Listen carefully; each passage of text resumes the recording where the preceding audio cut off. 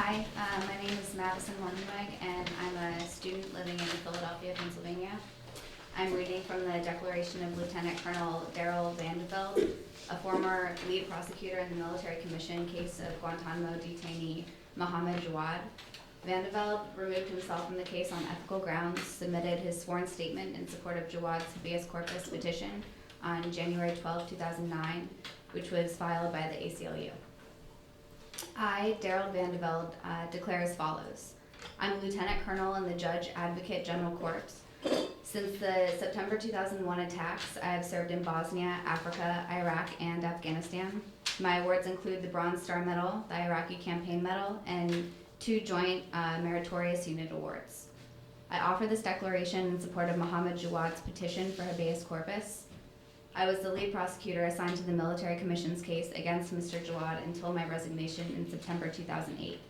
Initially, the case appeared to be as simple as the street crimes I had persecuted by the dozens in civilian life, but I eventually began to harbor serious doubts about the strength of the evidence.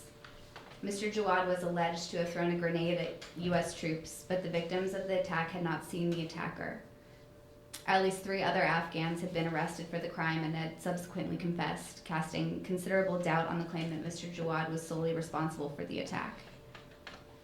And I learned that the written statement characterized as Jawad's personal confession could not have possibly been written by him because Jawad was functionally illiterate and could not read or write. The statement was not even in his native language. I also found evidence that Mr. Jawad had been badly mistreated by U.S. authorities both in Afghanistan and Guantanamo.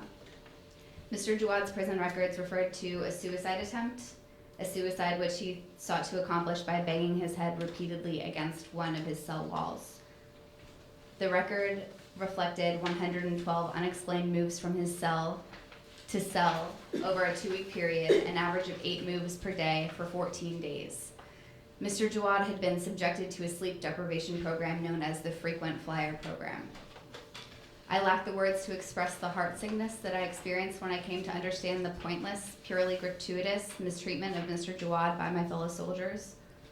It is my opinion, based on the extensive knowledge of the case, that there is no credible evidence or legal basis to justify Mr. Jawad's detention in U.S. custody or his persecution by military commission.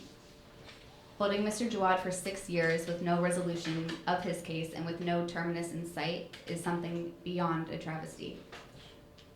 I have taken an oath to support and defend the Constitution of the United States, and I remain confident that I have done so, spending over 4 years in the past 7 years away from my family, my home, my civilian occupation, all without expectation of or desire for any reward greater than the knowledge that I have remained true to my word and have done my level best to rise to our nation's defense in its time of need.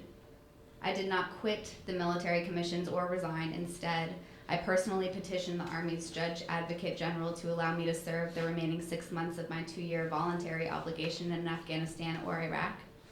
In the exercise of his wisdom and discretion, he permitted me to be released from active duty. However, had I been returned to Afghanistan or Iraq, and had I encountered Mohammed Jawad in either of those hostile lands, where 2 of my friends had been killed in action and another one of my very best friends was terribly wounded, I have no doubt at all, none, that Mr. Jawad would pose no threat whatsoever to me, his former persecutor and now repentant persecutor. 6 years is long enough for a boy of 16 to serve in virtual solitary confinement in a distant land for reasons he may never fully understand. Mr. Jawad should be released to resume his life in a civil society for his sake and for our own sense of justice and perhaps to restore a measure of our basic humanity. Again, my name is Madison Mornhinweg. I'm a student in Philadelphia at the University of Pennsylvania. And I think it's important to reckon with torture because it's necessary for these accounts to resonate with as many humans as possible.